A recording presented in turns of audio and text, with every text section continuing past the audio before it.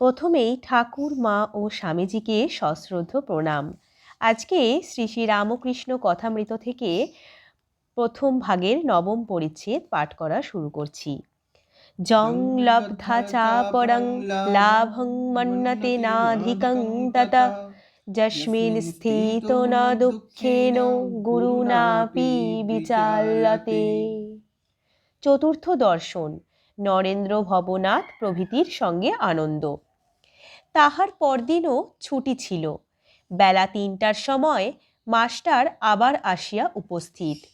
ঠাকুর শ্রীরামকৃষ্ণ সেই পরিচিত ঘরে বসিয়া আছেন। মেঝেতে মাদুর পাতা, সেখানে নরেন্দ্র ভবনাথ আরও ২-১ জন বসিয়া আছেন। কয়টি ছোকরা, ১৯-২০ বৎসর বয়স। ঠাকুর সহাস্য বদন, ছোট্ট তক্তপোষের উপর বসিয়া আছেন আর ছোকরাদের সহিত আনন্দে কথাবার্তা কহিতেছেন। মাস্টার ঘরে প্রবেশ করিতেছেন দেখিয়া ঠাকুর উচ্চ হাস্য করিয়া ছোকরাদের বলিয়া উঠিলেন, ওই রে আবার এসেছে বলিয়াই হাস্য। সকলেই হাসিতে লাগিল। মাস্টার আসিয়া ভূমিষ্ঠ হইয়া প্রণাম করিয়া বসিলেন।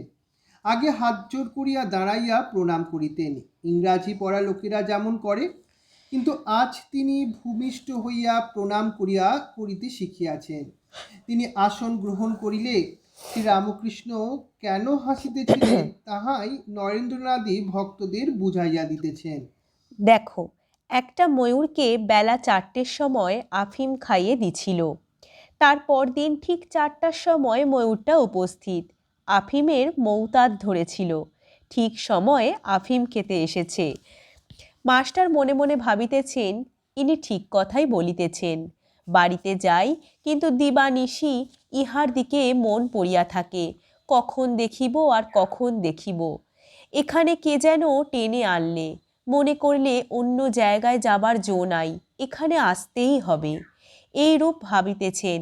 ঠাকুর এদিকে ছোকরাগুলোর সহিত অনেক ফষ্টি নষ্টি করিতে লাগিলেন, যেন তারা সমবয়স্ক। হাসির লহরী উঠিতে লাগিল, যেন আনন্দের হাট বসিয়াছে। মাস্টার অবাক হইয়া এই অদ্ভুত চরিত্র দেখিতেছেন।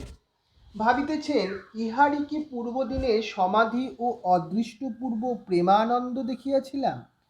সেই ব্যক্তি কি আজ প্রাকৃত লোকের ন্যায় ব্যবহার করিতেছেন? ইনি কি আমায় প্রথম দিনে উপদেশ দিবার সময় তিরস্কার করিয়াছিলেন?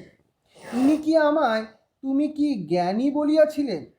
ইনি কি সাকার নিরাকার দুই সত্য বলিয়াছিলেন? ইনি কি আমায় বলিয়াছিলেন যে ঈশ্বরই সত্য আর সংসারের সমস্তটাই অনিত্য? ইনি কি আমায় সংসারের দাসীর মতো থাকতে বলিয়াছিলেন? ঠাকুর শ্রীরামকৃষ্ণ আনন্দ করিতেছেন ও মাস্টারকে একবার দেখিতেছেন। দেখিলেন তিনি অবাক হইয়া বসিয়া আছেন। তখন রামলালকে সম্বোধন করিয়া বলিলেন, দেখ, এর একটু উমের বেশি কিনা, তাই একটু গম্ভীর।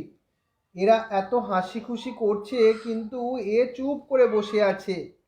মাস্টারের বয়স তখন ২৭ বছর হইবে। কথা কহিতে কহিতে পরম ভক্ত হনুমানের কথা উঠিল। হনুমানের পট একখানি ঠাকুরের ঘরের দেওয়ালে ছিল।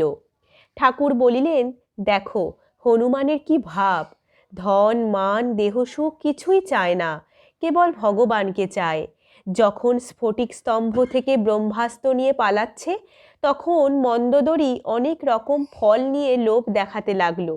ভাবলে ফলের লোভে নেমে এসে অস্ত্রটা যদি ফেলে দেয়, কিন্তু হনুমান তো ভুলবার ছেলে নয়। সে বললে, আমার কি ফলের অভাব, পেয়েছি যে ফল জনম সফল। মোক্ষ ফলের বৃক্ষ রাম হৃদয়ে, শ্রীরাম কল্পতরু মূলে বসে রই, যখন সে ফল বাঞ্ছা সেই ফল প্রাপ্ত হই। ফলের কথা কই, ধনী গো, ও ফল গ্রাহক নই, যাব তোদের প্রতিফল যে দিয়ে।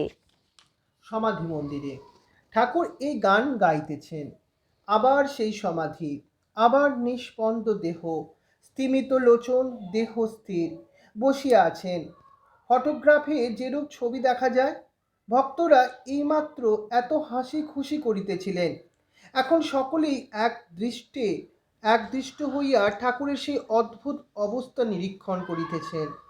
সমাধি অবস্থায় মাস্টার এই দ্বিতীয়বার দর্শন করিলেন। অনেকক্ষণ পরে এই অবস্থার পরিবর্তন হইতেছে।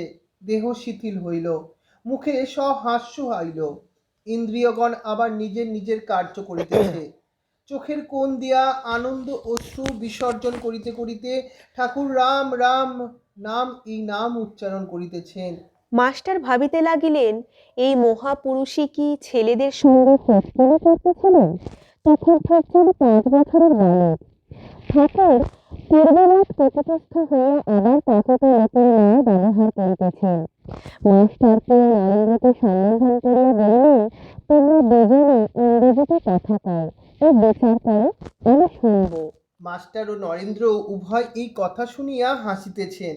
দুইজনে কিছু কিছু আলাপ করিতেও লাগলেন, কিন্তু বাংলাতেই। ঠাকুরের সামনে মাস্টারের বিচার আর সম্ভব নয়। তাহার তর্কের ঘর ঠাকুরের কৃপায় একরকম বন্ধ। আর কিরূপেই বা তর্ক বিচার করবেন? ঠাকুর আর একবার জিদ করলেন, কিন্তু ইংরাজিতে তর্ক করা আর হইল না। এই ছিল আজকের পাঠ। ওম স্থাপকায় চ ধর্মস্য সর্বধর্ম স্বরূপিণে অবতার বরিষ্ঠায় রামকৃষ্ণায় তে নমো। জননীং শারদাং দেবীং রামকৃষ্ণং জগদ্গুরুং পাদপদ্মে তয়োষিত্বা প্রণমামি মুহুর্মুহুঃ।